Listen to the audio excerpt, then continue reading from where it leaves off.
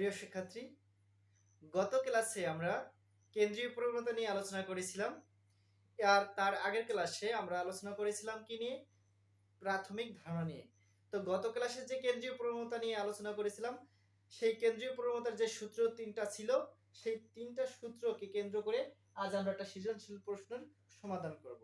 আচ্ছা, প্রথমত আমরা দেখতেছি বোর্ডে যে কতগুলো তথ্য আছে এবং এই তথ্য না, আমি ভুল হয়ে গেছে আমার। এই কতগুলো উপাত্ত আছে, এই উপাত্তগুলো প্রথমত অবস্থায় আমরা কি দেখতে পাচ্ছি? এলোমেলো আকারে আছে, অর্থাৎ কি অবিন্যস্ত আকারে আছে। তো প্রথমত একে আমরা বিন্যস্ত করব, এরপরে শ্রেণী সংখ্যা নির্ণয় করব, এরপরে বলছে কি ক্রমজিত গণসংখ্যা নির্ণয় করতে, তারপরে হচ্ছে মধ্যক ও প্রচুরক নির্ণয় করতে। সো আমাদের কি করতে হবে? যে শ্রেণী সংখ্যা নির্ণয় করতে হলে আমাদের প্রথমত কি করতে হবে? পরিসর নির্ণয় করতে হবে। আর পরিসর নির্ণয় করতে হলে পরে আমাদের আরেকটা বিষয় খেয়াল রাখতে হবে, সেটার ক্ষেত্রে আমাদের আগে বিন্যস্ত করে নিতে হবে। ঠিক আছে? যেহেতু এটা অবিন্যস্ত আকারে আছে, সুতরাং এলোমেলো আছে যেহেতু, সেটা তো অবিন্যস্ত আকারে আছে, তাহলে একে আমাকে কি করতে হবে? বিন্যস্ত করতে হবে। সো বিন্যস্ত করার জন্য কি করতে হবে? হ্যাঁ, সাজাতে হবে। তো আমরা সাধারণত ঊর্ধ্বক্রম অনুসারে সাজিয়ে নেব। আচ্ছা, তো প্রথমত দেখো, এখানে সর্বনিম্ন সংখ্যা আছে কত? 20। তো সাজিয়ে নিলে ভালো হয়, না নিলেও হবে, তবে আমরা সাজিয়ে নিই। প্রথমত আছে কি 20, এরপরে আছে কত? 20 কয়বার আছে আমি দেখতে হবে। একটা সংখ্যা 2-3 বার থাকতে পারে, কোনো প্রবলেম নাই। 20 এর পরে আছে 20 একবারই আছে, তারপরে 25 আছে। 25 কয়বার আছে? আমরা অন্তত 2 বার দেখতে পাচ্ছি। এরপরে আর আছে কিনা নেই, তাহলে এই 25 আছে কয়বার? 2 বার বসালাম। এরপরে কি আছে? 28 29। 25 এর পরে কি আছে? 28 29। এখন দেখো 30 আছে কয়বার? প্রথমত একবার বসাই নিই। 1 2, অলরেডি 3 বার পেয়ে গেছি, তাহলে একবার বসাই দিছি 3। আচ্ছা, 3 বার হয়ে গেছে 30। এরপর 35 আছে কয়বার? এরপর তো 34 নেই, অলরেডি কিন্তু 35 1 2 অলরেডি 2 বারই, তাহলে আমরা 35 কতবার পেলাম? 2 বার। এরপরে কি আছে? 35 এর পরে তার পরবর্তীতে পরের সংখ্যা কি আছে? 40। 40 কে আছে 40, অলরেডি কোথাও আমরা 40 দেখতে পাচ্ছি না, তো 40 নেই। তো দেখতে হবে কত? 45। 40 এর পরে কি থাকে? হ্যাঁ, 40 এর পরে 45 দেখছি, তো 45 কয়বার আছে? 1 2 2 2 3 বার। সো আমরা বসাই দিই 45 কয়বার? 3 বার। একবার হলো, 2 বার, 3 বার। তো কোনো প্রবলেম নেই। এরপরে আছে কত? 45 এর পরে এখন আমরা দেখি 50, কিন্তু 50 তো নেই। 50 55 কিছুই নেই। 60 কি আছে? না, 60 ও দেখি না, তবে 65 দেখতে পাচ্ছি। তো 65 বসাই কয়বার আছে? আপাতত 2 বার দেখতেছি, 2 বার বসাই। 65 65। এরপরে 65 পরে কি আছে? 70 কি আছে? হ্যাঁ, 70 একবার দেখতে পাচ্ছি, 70 আছে একবার। আচ্ছা, 70 এর পরে 75 কয়বার আছে দেখি? 1 2, অলরেডি 2 বার আছে, 2 বার বসাই দিই 75। এরপরে দেখি 75 এর পরে কি আছে? 80। 80 কয়বার আছে? 80 1 2, তো 80 2 বার বসাই দিই। ওকে, তো এখন দেখি আমরা এটা এখানে যে কয়টা সংখ্যা আছে সেই কয়টা সংখ্যা আছে কিনা, অর্থাৎ কি উপাত্ত সংখ্যাগুলো কম বেশি আছে কিনা।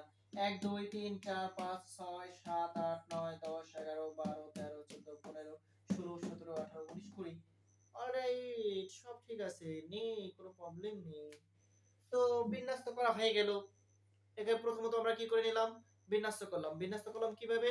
ঊর্ধ্বক্রম অনুসারে। কি ক্রম অনুসারে? ঊর্ধ্বক্রম। সো তো এখন কি করতে হবে? আমাদের শ্রেণী সংখ্যা নির্ণয় করতে হবে। তো শ্রেণী সংখ্যা নির্ণয় করার জন্য আগে কি করে রাখতে হবে? পরিসর। আমরা তো জানি, আগে জানতে হবে কি পরিসর, তারপরে শ্রেণী সংখ্যা। ওকে, তো প্রথমত আমরা পরিসর জানি আসি। পরিসরের সূত্রটা কি ছিল বলতে পারো তোমরা কেউ? হ্যাঁ, বলবা কি? পরিসর সমান কি লিখতে পারি বলো তো? সর্বোচ্চ মান অথবা সংখ্যা যা দাও, সর্বনিম্ন মান, নিম্ন সর্বনিম্ন মান যোগ হচ্ছে কত? 1 দিয়ে দাও। তো এখানে দেখো, তো সর্বোচ্চ সংখ্যা আছে কত, 80, বসাই দিই 80, মাইনাস সর্বনিম্ন আছে কত, 20, অলরেডি 20 বসাই দিছি। আর থাকে, তাহলে 80 থেকে 20 চলে গেলে কত থাকে বলতো, 60, তাহলে যোগ করলাম 1, তাহলে কত হচ্ছে 61। ওকে, তবে একটা প্রশ্ন রয়ে গেল, এখানে কি আছে, পরিসর পেয়ে গেলাম 61, এখন পরিসর পেলাম কত, 61।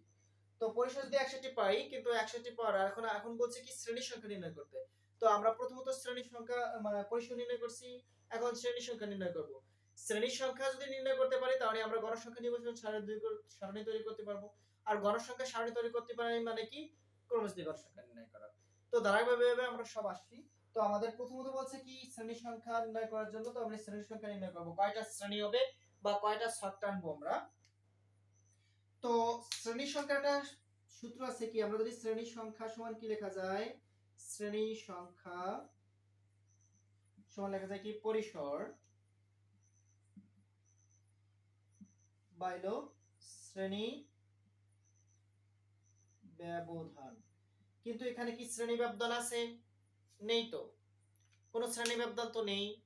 তো আমরা নিজে ইচ্ছা মতো ধরতে পারি নাকি, তবে ইচ্ছা মতো ধরবো 2 3 5 এরকম, 2 3 ধরবো না, 2 3 4 এরকম ধরবো না, ন্যূনতম 5 করে ব্যবধান ধরবো নাকি, 5 10 15 এরকম ধরলে পরেই যথেষ্ট। ওকে, আচ্ছা, তো যদি প্রশ্নে উল্লেখ করা থাকতো, যদি এখানে বলে থাকতো শ্রেণী ব্যবধান 10 ধরে 5 ধরে করো, তাহলে সেভাবে করতাম, যেহেতু উল্লেখ করা নেই, সুতরাং আমরা কি করব, আমাদের নিজেদের মতো করে ধরবো।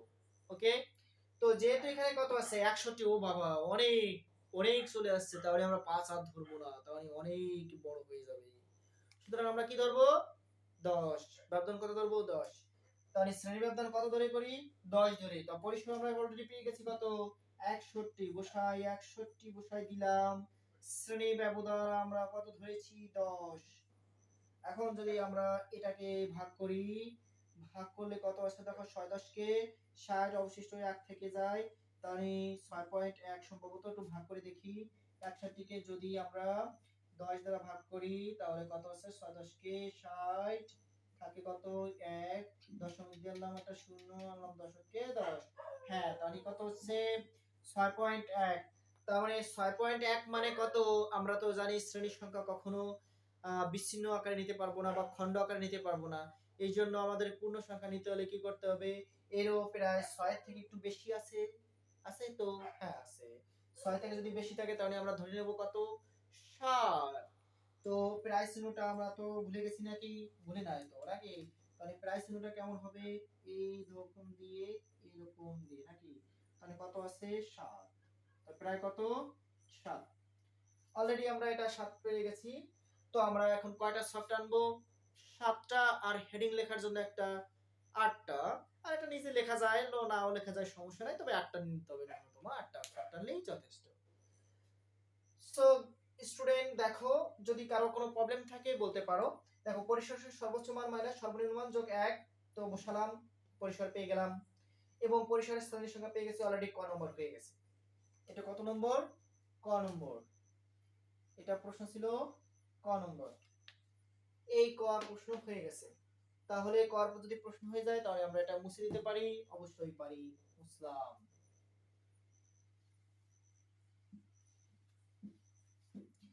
এরপরে আছে কি, ক্রমযোজিত গণসংখ্যা নির্ণয় করো। সো স্টুডেন্ট, আমরা যেহেতু ক্রমযোজিত গণসংখ্যা বুঝি নাই, আগে গণসংখ্যা নাই, তারপরে ক্রমযোজিত গণসংখ্যা থাকবে কি করে, তো আগে গণসংখ্যা নির্ণয় করতে হবে, তারপরে ক্রমযোজিত গণসংখ্যা। তো আমরা এক ছকেই তৈরি করে ফেলতে পারি।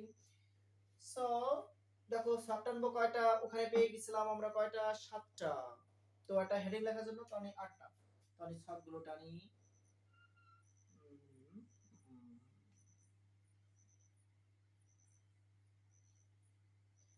তো শ্রেণীগুলো প্রথমে আমরা নিলাম শ্রেণী ব্যক্তি, এরপরে নিলাম টালি, যেহেতু টালি ছাড়া গণসংখ্যা নির্ণয় করা সম্ভব না, এই জন্য টালি, এরপর গণসংখ্যা নিলাম। এখন গণসংখ্যা যেহেতু নিয়ে ফেলেছি, তাহলে ক্রমযোজিত গণসংখ্যাও পেয়ে যাব, সুতরাং কোনো প্রবলেম নেই, যোজিত গণসংখ্যা। ঠিক আছে, গণসংখ্যাটা নিচে লিখি, গণ সংখ্যা, তাহলে এটা হচ্ছে কি ক্রমযোজিত গণসংখ্যা। তো আমরা এই যে সেই হেডিং লেখার জন্য একটা বাদ দিলাম। তো এখন থেকে মূল ধরবো আমরা কয়টা? 7টা। 1 2 3, না একচন্দ্র দুটি পক্ষ তিন নেত্র, চারিবেদ, পঞ্চবান, 6 ঋতু। যদিও 6 ঋতু বাংলাদেশে পাওয়া যায় না।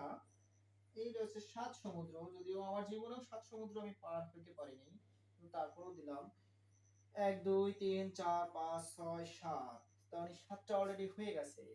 তো এখান থেকে আমরা এটা টেনে তুলে ধরলাম, ধরলাম। ওকে, তো এখন কোথায় ধরবো? সর্বনিম্ন সংখ্যা আমরা ধরেছিলাম কত? 20, এবং সর্বোচ্চ কত? 80। সুতরাং আমরা এখানে এর প্রথমে কি করব? 20 ধরে নেব। 20 এর সাথে 5 কত ব্যবধান ধরছি আমরা? নিশ্চয়ই 10 ধরেছিলাম। তাহলে 10 করে যাব 30, 40, 50, 60, 70, 80। তো এই পাশে আমরা 10 ধরেছি, এই পাশেও আমরা কত ধরবো? 1 কম ধরবো, অর্থাৎ কি 20 21 20 কে ধরবো। 20 21 22 23 24 25 26 27 28 29, তাহলে এখানে ধরবো কত? 29। তারপর 30 শুরু হলো, তারপর ধরবো কত? 39, এরপরে হচ্ছে 49, তারপর হচ্ছে 59, এরপর হচ্ছে 69, তারপর হচ্ছে 79, তারপর হচ্ছে 89। অলরেডি হয়ে গেছে শ্রেণী সংখ্যা নির্ণয় করা। এখন টালি, যাক টালি নির্ণয় করার জন্য আমাদের কি করতে হবে? দেখো 20 কয়বার আছে? একবার। তো 20 কোন ঘরে আছে? এই ঘরে একটা দাগ দিলাম। 25 কোন ঘরে আছে? এই ঘরেই আছে, দিলাম আর একটা দাগ। 25 কোন ঘরে? এই ঘরেই আছে, দিলাম আর একটা দাগ। 28 কোন ঘরে? এই ঘরেই আছে, দিলাম আর একটা দাগ। 29 কোন ঘরে আছে? এই ঘরে আছে, দিলাম একটা দাগ। তবে এটা কি ভুল আছে না সঠিক? অলরেডি ভুল, কারণ 5টার ক্ষেত্রে আমরা 4টা নিব, তারপর একটা আড়াআড়ি দিয়ে দেবো, এটা হবে কি 5 বোঝাবে এটাকে। ঠিক আছে, তো 4টা টালি নেব, এরপর একটা আড়াআড়ি করে কেটে দিব, তাহলে হয়ে যাবে 5টা। 30 আসছে কোন ঘরে? এই ঘরে। 30 কয়বার আছে? 3 বার, দিলাম 3 বার। এই যে 30 কয়বার আছে? 3 বার, দিলাম 3 বার। 35 2 বার কোন ঘরে আছে? এই ঘরেই আছে, দিলাম একবার, আরেকবার কাটে দিলাম। 45 কোন ঘরে আছে? এই ঘরে, দিলাম কয়বার আছে 45? 2 বার, দিলাম না সরি 3 বার। এরপর আছে 65 কয়বার? 2 বার, কোন ঘরে? 65 এই ঘরে, 1 2। এরপরে আছে কত?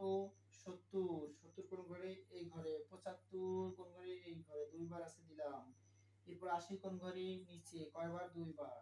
ওকে, যেগুলো ফাঁকা রয়েছে সেগুলো ফাঁকা থাকবে, বা শূন্য দিতে পারো। তো গণসংখ্যা এখানে কত হচ্ছে? 5, তারপর হচ্ছে এবার 5, তারপর হচ্ছে 3, তারপর হচ্ছে 0, তারপর হচ্ছে 2, তারপরে 3, তারপরে 2। আচ্ছা দেখো, এই গণসংখ্যার সবগুলো যোগ করলে আমরা পেয়ে যাব কিসের মান? n এর মান। n এর গণসংখ্যার সমষ্টিকে n দ্বারা প্রকাশ করা হয়। n সমান দেখো 20 হয়েছে কিনা? 5 5 10, 10 3 3 6, আচ্ছা 10, তাহলে কত হয়েছে? 20 হয়ে গেছে অলরেডি। ওকে, তাহলে এটা হচ্ছে n এর মান। তো এখন সিক্রেট বিষয় হচ্ছে কি, যে ক্রমযোজিত গণসংখ্যা নির্ণয় করতে বলছে আমাদের। তাহলে এটা হচ্ছে ক নম্বরে, খ নম্বরে এই প্রশ্নটা হচ্ছে খ নম্বর। ঠিক আছে, তো খ নম্বরে বলছে কি, ক্রমযোজিত গণসংখ্যা নির্ণয় করার জন্য। কি ক্রমযোজিত গণসংখ্যা? তো আমি বলছিলাম যে গণসংখ্যা যদি না বের করতে পারি তাহলে ক্রমযোজিত গণসংখ্যা নির্ণয় করা সম্ভব নয়। সুতরাং আমরা গণসংখ্যা পেয়ে গেছি, এখন ক্রমযোজিত গণসংখ্যা নির্ণয় করতে পারবো। ক্রমযোজিত গণসংখ্যা মানে কি ভালো করে মনে রাখবেন। ক্রম মানে কি? পরপর। যোজিত মানে কি? যোগফল। গণসংখ্যা তার মানে গণসংখ্যা শ্রেণীর পরপর যোগফল। আচ্ছা দেখো, তাহলে কি আছে? এখানে 5 আছে, প্রথমে আমরা কি বসাবো? 5 বসাই দিই। তো পরপর কি হবে? যোগ হয়ে যাবে। 5 প্রথমে একটা সংখ্যা নিলাম, এরপরে পরপর কি হয়ে যাবে? যোগ হয়ে যাবে। তো এই 5 এর সাথে এই 5 যোগ করলে কত হচ্ছে? 10, 10 এর সাথে 3 যোগ করলে কত হচ্ছে? 13, 13 এর সাথে 0 যোগ করলে কত হচ্ছে? 13, 13 সাথে 2 যোগ করলে কত হচ্ছে 15, 15 সাথে 3 যোগ করলে কত হচ্ছে 18, 18 সাথে 2 যোগ করলে কত হচ্ছে 20। অলরেডি আমরা ক্রমযোজিত গণসংখ্যা নির্ণয় করে শিখেছি। কারণ কি, ধারাবাহিকভাবে ক্রমযোজিত গণসংখ্যা মানে গণসংখ্যা শ্রেণীর পরপর যোগ। ঠিক আছে, এটা পাবো আমরা ক্রমযোজিত গণসংখ্যা। ওকে ওকে, তো এরপর খ নম্বর হয়ে গেছে। এখন আমরা এই সারণী থেকে মধ্যক ও প্রচুরক নির্ণয় করব। দেখো, এই যে আমরা একটা সারণী তৈরি করছি, ক্রমযোজিত গণসংখ্যা নির্বাচন সারণী তৈরি করার ক্ষেত্রে আমরা প্রচুরক নির্ণয় করতে পারবো না এসে, এবং মধ্যক নির্ণয় করতে পারবো। দ্বিতীয় টাইম আমাদের আর কিছুই করা লাগবে না। তো আমরা এখন আনসার করে আসি। যেহেতু এগুলো লাগবে না, মুছে ফেলি। ঠিক আছে, আমাদের কি নির্ণয় করতে হবে? মধ্যক আর হচ্ছে প্রচুরক। তো সবটা এখানে যা আছে সেটা থাকুক। এখন দেখো, আমরা জানি মধ্যকের সূত্র, প্রথমে আমরা প্রচুরক লাগে। তো প্রচুরকের ক্ষেত্রে আমাদের ক্রমযোজিত গণসংখ্যা লাগবে না, মাত্র দুইটা ঘর থাকলে পরেই বা দুইটা অপশন থাকলে পরেই আমরা প্রচুরক নির্ণয় করতে পারবো। প্রথম অপশন হচ্ছে কি শ্রেণীব্যাপ্তি, দ্বিতীয় অপশন হচ্ছে গণসংখ্যা। তো এই দুটো থাকলে পরে আমরা প্রচুরক নির্ণয় করতে পারবো। সপ্তম আবার অষ্টম শ্রেণীতে প্রচুরক সম্পূর্ণ কিন্তু আলাদা, এবং দশম শ্রেণী আলাদা। ওকে, তো দশম শ্রেণীর ক্ষেত্রে প্রচুরকটা আমরা, এটা বিন্যস্ত আকারে আছে। তো বিন্যস্ত আকারে থাকলে পরে আমরা যে সূত্র প্রয়োগ করে এটা করব। তো সূত্র ছিল কি, আমরা যদি প্রচুরকের ক্ষেত্রে ক হতে পাই, এটা লিখবা কি ক হতে পাই, ক হতে পাই। এখন প্রচুরকের সূত্র লিখবা, প্রচুরক, প্রচুরক সমান কি লিখতে পারি আমরা, L plus F1 by F1 plus F2 গুণ হচ্ছে H। তো আমি আগেও বলেছিলাম যে H কি, H হচ্ছে শ্রেণীব্যাপ্তি। একটু সাইড নোটে লিখে রাখি,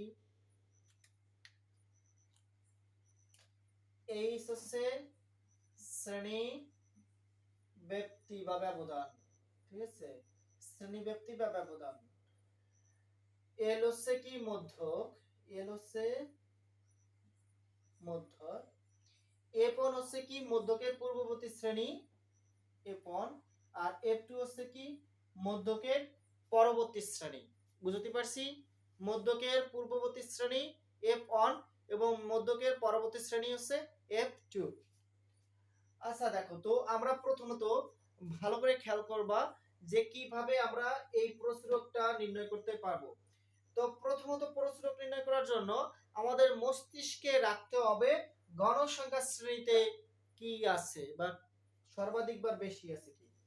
দেখো, এই শ্রেণীটা প্রথম থেকে দেখে আসো, এখানে কি আছে 5 5 3 0 2 3 2। তো এইগুলো যদি থেকে থাকে, তার মানে আমি বলছি কি, যে সংখ্যাটা সর্বাধিক বার আসছে সেটাই হবে প্রচুরক। তো এখানে সর্বাধিক বার দুইটা আছে, 5 5। হ্যাঁ, তাহলে আমরা কোনটা ধরবো? হ্যাঁ, যে কোনো একটা ধরলেই হবে। তবে প্রথমত আমরা যখন প্রথম থেকে শুরু করে আসি, যে কোনো কিছু প্রথম থেকে গুণে আসি, তাহলে এই প্রথমটা ধরাই শ্রেয়। তুমি যে কোনো একটা ধরতে পারো, সমস্যা নাই, প্রবলেম নাই, কিন্তু প্রথমটা ধরাই ভালো। তো আমরা প্রথমটাই ধরি। তো প্রথমটা যদি ধরে থাকি, দেখো, তাহলে আমরা পেয়ে গেলাম কি, এই যে শ্রেণীতে আমরা, এই শ্রেণীতে আমরা কি পাইছি? মধ্যক ধরে নাও। তো এই শ্রেণীর নিম্ন সীমা, নিম্ন সীমা কি আছে দেখো তো, নিম্ন সীমা এই যে 20 আছে, এই 20টা আছে কি তার নিম্ন সীমা, এবং এই নিম্ন সীমাকে L দ্বারা প্রকাশ করা হয়। কি দ্বারা? L।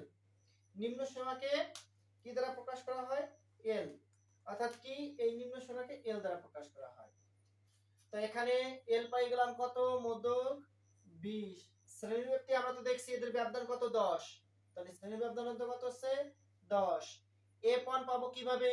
F1 বলছি কি, যে শ্রেণীতে আমরা মধ্যক পাইছি, সরি প্রচুরক পাইছি, যে শ্রেণীতে আমরা প্রচুরক পেয়েছি তার পূর্ববর্তী শ্রেণীটা হচ্ছে কি F1। তো দেখো, এই শ্রেণীতে আমরা কি পাইছি? মধ্যক। কোন শ্রেণীতে? এই শ্রেণীতে আমরা কি পাইছি? মধ্যক।